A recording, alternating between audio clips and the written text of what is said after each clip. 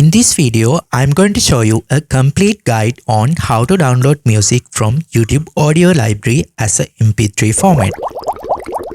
Firstly, open your web browser and head over to your YouTube. Go to the YouTube Studio. Once you are on YouTube Studio, go to the left side and click on Audio Library, just like this.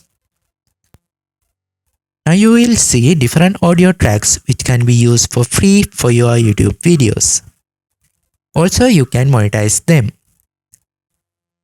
What you can do here is preview how they sound by pressing the play button. If you like to download audio track, come to the right side and click on the download button. Then the download will begin. Once the download is complete, you can locate the downloaded audio file on your device.